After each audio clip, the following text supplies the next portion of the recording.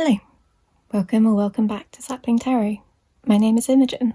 Today we're talking about the tarot decks that intimidated me. The decks that I, had on my wish list, that I wanted, that I saw and, fell in love with, and I got in my hot little hands and was like, oh dear, this is beyond me. This is too much. I don't know what to do with this. I really love it. I think it's really cool. But what the fuck am I doing? I'm a terrible tarot reader, blah, etc. These are now all decks that are regulars in my practice. They are decks that I love.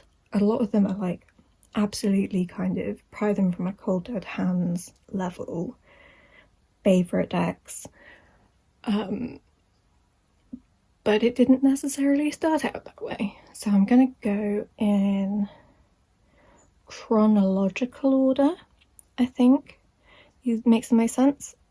So I have 1, 2, 3, 4, 5-ish. That will make more sense in a minute. Decks, and yeah, let's go into it. So the first deck was the Spacious Tarot. This was the first indie deck that I ever bought, and I got it from a seconds. I have the expansion pack in the bottom, which I suppose, even though I've already told you that like I figured it out with all of these decks, it kind of goes to prove a point that I went and got the expansion cards for it. What was I saying? Yeah, so I got this deck. I think it's really beautiful. Still think it's really beautiful. We're not going to turn this into a drinking game when I talk about being intimidated by something or thinking that I'm like not a good enough tarot reader to read something. This was the first pippish deck that I ever got. Now, this is very much a pips with feelings kind of deck. There's a lot of feeling. Jesus Christ, look, I'm not having a great day. I really want to film this video. I really want to talk about these things. My brain is really not having a great time. I am not wording good today. I am not squeaking my worms correctly, so please bear with me. Yes, there's a lot of feeling in these pips. It is pips with feelings in a really gorgeous, scenic kind of way, but they're not like, there's no people, there's only kind of a smattering of animals. Some of them are really minimalist. Like this kind of, I mean, it's so gorgeous. I love the colours so much. There's a couple of animals. I love them. This is one of my favourite cards in the whole deck. I love these little salamanders so much. They're like the little fire animals. So like it says a lot, but it was just that kind of initial reflexive, oh, this isn't what I'm used to. If you've been here for a while, you'll know that I learned on the Osho Zen Tarot, which is kind of its own thing. It's like a little bit Smith-Waitey, but some of it just goes wildly off-piste. There's this whole like other kind of spiritual culty element to it, but that's what I learned on. And then when I was like, I'm gonna do tarot kind of properly, I picked up like the original Rider-Waite-Smith deck, learned on that, and then started kind of looking for more representative or like less white, thin, able-bodied, Christian, straight kind of decks. And this was part of that. Was that I was just like, well, what happens if you take people out of it altogether? I get scared, apparently, or I did when I got this. And it's really funny looking back on it and like looking at the cards now going, what do you mean you thought you couldn't read this? Look at it, it's so clear.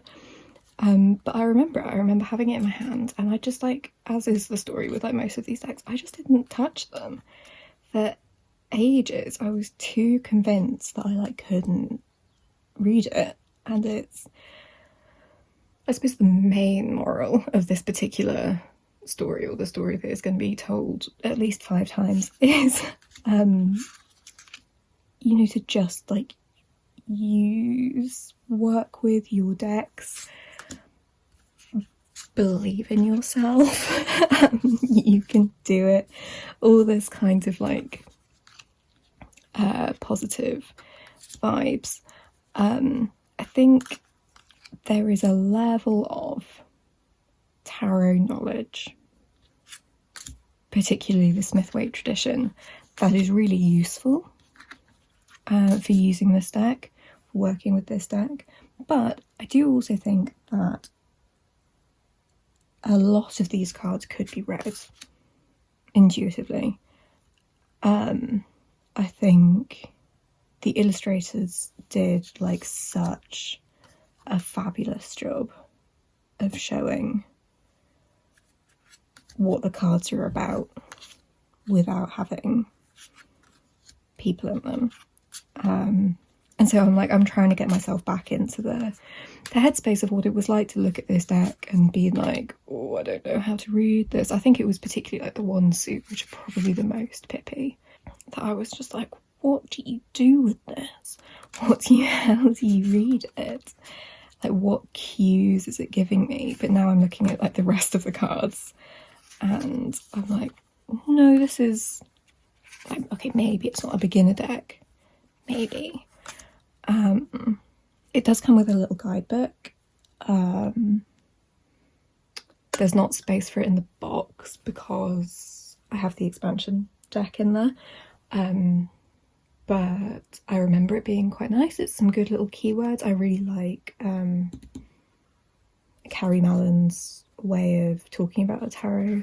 I really like her Substack and like the email newsletters and all that kind of stuff. I think it's great. So yeah, because this is like the longest to go, I'm like really struggling to articulate exactly what it was, apart from the fact it didn't have any people in it. And there's just, you know, it is very spacious. It is what it says on the box. And so it was a wee bit challenging. And now it's probably one of the decks that speaks the most clearly to me of all the decks in my collection, which I think is just the way of these things, isn't it? But yeah, I think it's gorgeous. This is one of these decks that I've like developed really firm associations with like people in my life to particular cards. So using it, it's quite hard to be kind of like dispassionate about it, because I'm just like, oh, that's my friend this person, and that's my friend this person, and that's my friend's partner, and like all of these people is just like a whole deck of people I know, despite there being no people in it. So yeah, the first deck is Spacious Tarot. I love it. I think it's wonderful and gorgeous and beautiful and kind of sweet, but not in a way that is in any way sugar-coated. Like, there's a softness to it, there's a gentleness to it, but it's not love and light only. Like, it doesn't shy away from tricky things, which, you know, I like. Okay, I think the next one was the Ritual Tarot, which was the deck that inspired this video, because I've talked about this a lot, I guess, in terms of how much my relationship with this deck has changed. I remember the first time I saw it on Anna, Astral Lady Tarot's channel, and just was like head over heels for it. Was it the first collage deck I'd seen? Maybe. Obviously they're now everywhere, and this is not the first collage tarot deck, but it was the first one that I'd really clocked that that's what it was, and like seen because there's so much kind of texture in it that you can really see the like the physical analog collage of it all. It doesn't have titles. There we go. Told you my brain wasn't firing on all cylinders today. It doesn't have titles on it. I don't even have the marked edition with titles on the back, and that was enough for me to go, I'm not clever enough, I'm not good enough, I'm not cool enough to be able to read with this. I had this for literally a year before I started using it. It sat there, I would occasionally get it out, I would just look at the beautiful artwork, and I would feel all sorts of feelings about it. One of those feelings being guilt, another one being shame, because this is not a cheap deck. Again, like a lot of my decks, I think I got it in a second sale, like the box was bashed or something, but even at that, wowee, was it? I think it was probably the most expensive, it may still be the most expensive deck I've ever bought. And so it was just kind of sitting there languishing, and while I was appreciating it because the artwork is stunning, and I would sometimes pick out a card for, you know, the astrological season, or you know, just kind of have a card up on my bookcase, all that kind of stuff. I wasn't really like working with it because I convinced myself that I wouldn't be able to tell what the cards were, and for some reason that really mattered to me. I'm now a lot more kind of relaxed, I guess, not just about this deck but in general. Like even the deck that I use for professional readings, there are some images in that I mean, that has titles, but there are some images in that are so different from the Smith-Waite tradition that it is based on, that sometimes my brain just, it's not that it short circuits, but it's like it makes kind of misconnections, and I just go with it. I call that intuitive reading. I got it wrong? No, I didn't. I was reading intuitively, and that's absolutely no disrespect to people who read intuitively. It's just been like part of my letting myself chill the fuck out thing, to be like, you're not wrong, you're just intuitive, you are getting messages from somewhere other than your knowledge of the cards. So that's it. And then I started working with this deck, and I realised that I can tell what all the cards are, without, you know, because there is a guidebook. It's on my bookcase, and Tierra May's website, I think, has pictures of all the cards. So you can like cross-reference, you can check if you're right, I guess. But so not only can I tell what the cards are, I also don't mind if I can't, and it works anyway. Like there's a conversational thing that happens where the deck kind of makes itself understood in a way that I think I was just in this position of like fear and intimidation and like imposter syndrome and all of this kind of stuff, where I just assumed that I couldn't pick up what it was putting down. And I'm really grateful that I kept going with it, because I mean at various points I was just like, oh, I should just, you know, sell it and try and like recoup some of my money and like all of this kind of stuff. And then I was like, no, stick with it, you know, at the very least it's a very, very beautiful thing to have in your hands. You know, a really beautiful tool. It's 78 pieces of incredible artwork, you know, to hold fire. And I'm really glad that I did hold fire, because now, yeah, effectively this is the deck that has taught me how to read intuitively and to let go of some of that anxiety. So that's the Spiritual Tarot by Terra May. Oh, my brain isn't working, my hands aren't working, it's all going tits up. Right, the next one is... Oh, okay, I've lost all sense of the chronology of this now. I don't think this is actually the next one, but I've already got it in my hands.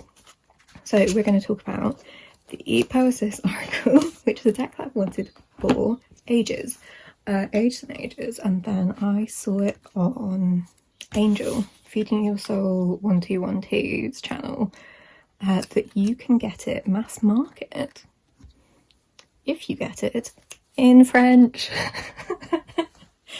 Now, I did a French GCSE. I did quite well in my French GCSE. I think I got an A.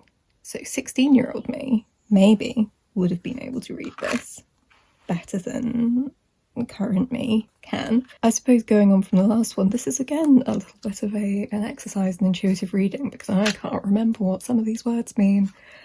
It also means that the book is organised differently because it's alphabetically, but it's alphabetically in French. So I'll figure out what the word is and then I'll go to look for it in English, and obviously it's not in English, the whole book is in French, and you know, it's a whole thing. So again, I was just like, well, in order to be able to use this, I'm going to need to translate the entire book, because that's the kind of nerd I am. And how far have we got, Imogen? Okay.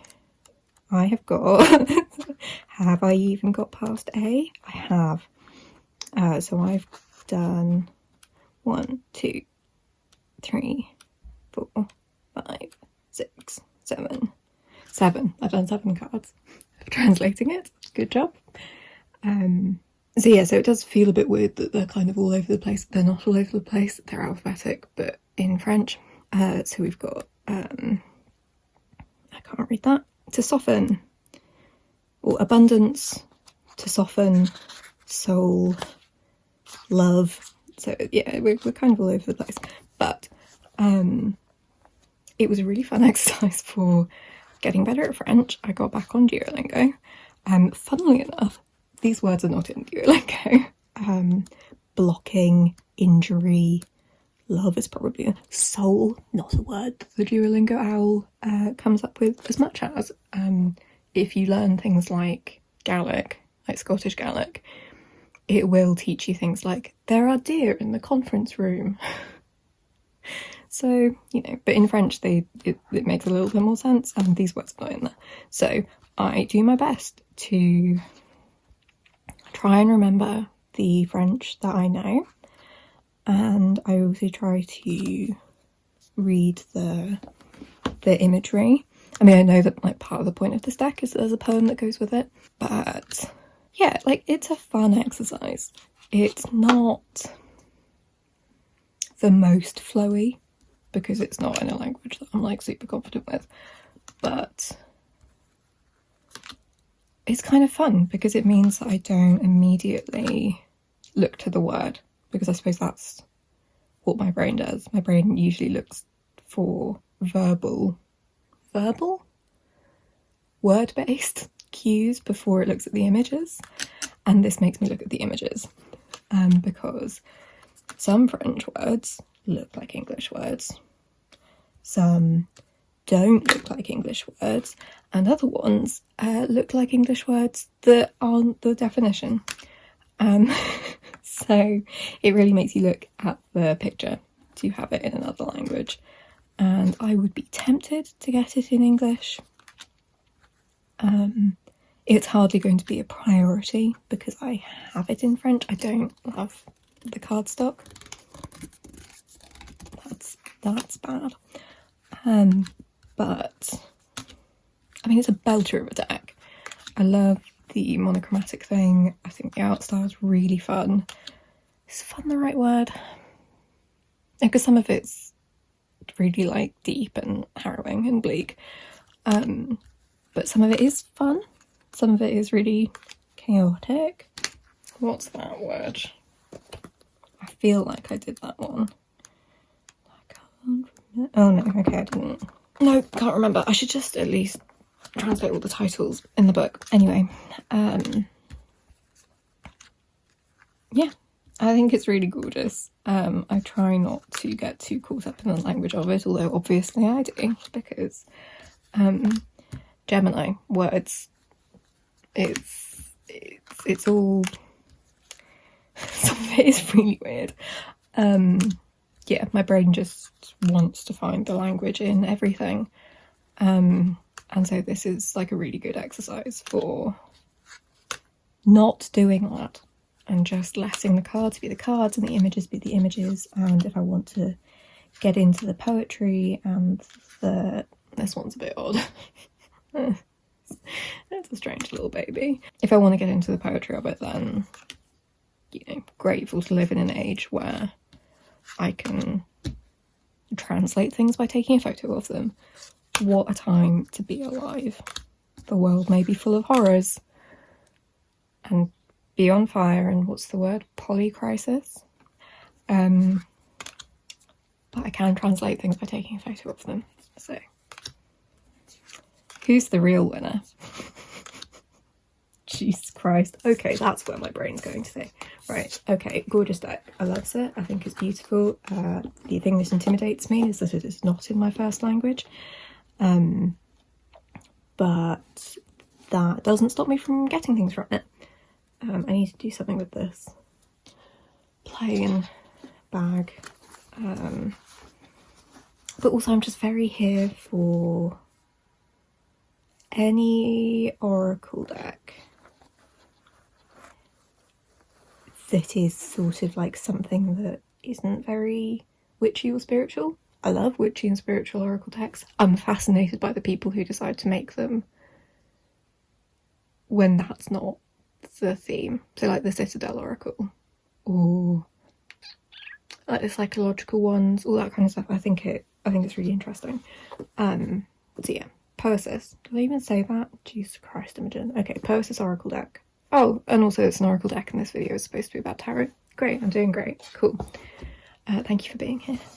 The next one is the Terra Volatile, which is, I mean, it's not new in my collection, but it is newer. No, it's not, I'm lying. So I was really intimidated by this one, mostly because it has a whole other suit. And then I saw what Sylvie Tarot Magpie does, which is leave the other suit in the box until we get round to learning it. And that changed the game, really, didn't it? It is, if you take away the other suit, effectively a Smith-Waite. I mean, it's not a clone, but it is pretty close. It's just these really, really gorgeous artistic interpretations of very classic Smith-Waite imagery. And if you know the Smith-Waite system, you can read with this deck. But I think the idea of having a whole other, how many cards are there in a suit? 14. That took me longer than I would care to admit. Having an extra 14 cards like shuffled in that I didn't know. I really love the colours in this one. I feel like I pull it out every time, but it's so good. Yeah, so it's eminently readable. And I was just like, again, this was one that like I bought and then it just languished on my shelf for fucking ages because it didn't occur to me that I could take the other suit out. And this is why, was one of the many reasons why TarotTube is so wonderful, is that sometimes we all need a little bit of a nudge to do things a little bit differently, to see things from a different perspective, and it's just so valuable to have an insight into other people's tarot practice, and to be able to have like conversations with people about it. And I think it's great. I love you all. Thank you for being here, and thank you for talking to me and letting me join in. I appreciate you. But yeah, so it's like, why wouldn't I be able to read this? I don't know. But, you know, that self-doubt creeps in. And there's this funny thing where it's like, I feel like I'm not good enough to work with really exquisite, like, tools. And I couldn't tell you what that's about. But, like, I think particularly the Terra Volatile and the Ritual Tarot fell foul of this thing of where I think something is so beautiful that I just kind of assume that I'm not good enough to work with it. I think I kind of get it with people a little bit as well. Like, people are so good at what they do, or they're so cool, or they're so interesting, and I just kind of assume that, like, why would anyone... I don't know, Jesus. Okay, we're getting into a bit of a therapy session here, but yeah, I think this deck is really beautiful, and now that I work with it, I'm like, what was wrong with me? Why did I think I couldn't do this? Because it's like, it's just very similar to you know, pre-existing systems, and one day I will learn the ether suit, and I will be so powerful. Because also in doing that I'll learn more about alchemy, and that'll be very cool, and I don't know why I've not done it yet. This guy, look at his little face. It's so like breaking the fourth wall. It's so funny. It's like, oh, what the fuck, man. Do you see what I have to deal with, this fish talking to me all the time? But yeah, so that's Terra Volatile, really beautiful deck. Not as intimidating as I thought it was. The fifth suit is still intimidating, but I just don't... I pretend it doesn't exist. That's not true. Well, maybe it is. But yeah, so I will learn it eventually. Ooh, maybe So I am doing the drop 'em 78 thing, so I probably shouldn't add any extra stuff on top of that, but maybe in the new year I'll like make a point to learn. It's only 14 cards, it's 2 weeks. It's 2 weeks. Maybe I'll make a special effort to do that then. Right, okay, anyway. This isn't my stack. That is not a tarot deck, Imogen. What the fuck are you doing? Why is that here? Okay, so the final thing is, and this is why it was like 5-ish decks, is like literally any other system. So I have examples of a Marseille tarot. Well, Marseille-ish. The pips are Marseille. The majors are their own kind of imagery. We have Lenormand, not technically tarot, but you know what I'm on about, and Thoth. So I didn't think I'd be able to learn them, as if I didn't also at one other point have to learn the Oshizan and the Smith-Waite. I don't know why I thought that somehow these were different and I wouldn't be able to learn a different system. Don't ask me. It makes no sense. Oh, this is another deck that's in French. So that we can add an extra level of intimidation because the book is in French. So that doesn't help in terms of learning. But yeah, so I don't know why. It makes absolutely no logical sense as to why I thought that after having learned 2 systems, or kind of 1.5 systems, that I wouldn't be able to learn others. I mean, I guess there's like that slight anxiety around kind of brain having a finite amount of space, but I mean, that's not true, is it? And I know this. So yeah, I don't know what was happening here where I was kind of too intimidated. I mean, I suppose specifically to talk about Lenormand for a moment, that is like a different style of reading altogether. It's not just a style of deck. This is the Pixies Are Standing Lenormand, where they've like cut up Pamela Coleman Smith's artwork to pick out the details that you would need for a Lenormand deck. I love working with Lenormand now. I am not like super words. Confident?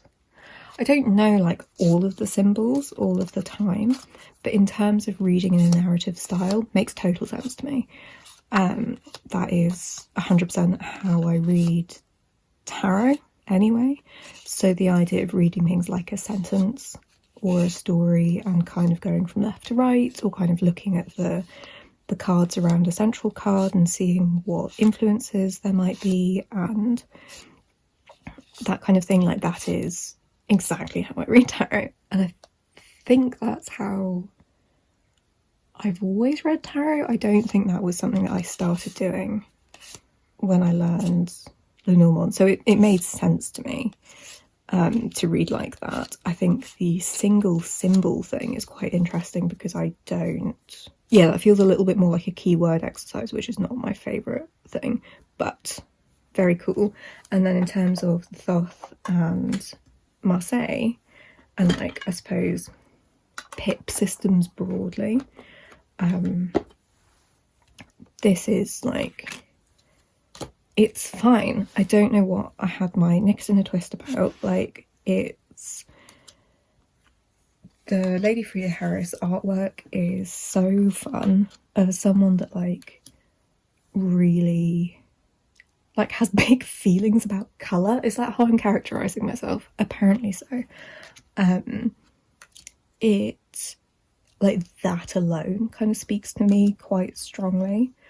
I'm not so into the I understand that the colours come from the Kabbalistic associations. I don't really do that, but the colours alone I really love as like a cool and interesting way to read stuff. And that's how I, again, I suppose it's a little bit like the Lenormand thing, like that is how I read anyway, is seeing the connections through the colours and stuff. And then with Marseille, it's like numerology and like the journey, the story, like everything comes back to stories and stuff, and like numerology is something that I really love. I think is really fun.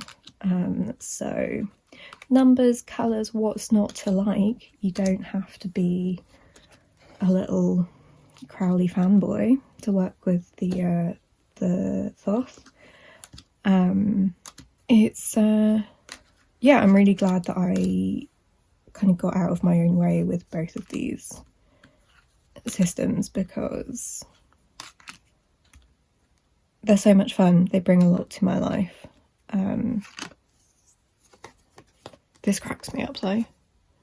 What is that? That's not Roman numerals. That's not maths. Because I always end up going like, that's not... What? Catches me every single time. I like the astrology in the Thoth. That makes me happy, despite, you know, not exactly being able to remember it all the time. This is in order. No, it's not. Anyway, but yeah, I can't always hold all of that in my head, but it kind of makes me happy and adds a nice little extra layer of information. Yeah, again, like, that's not how that works. But anyway, yeah, fun. Learning new systems is fun and not intimidating, as long as you give yourself time, I guess. And, you know, I'm not always all about learning new systems.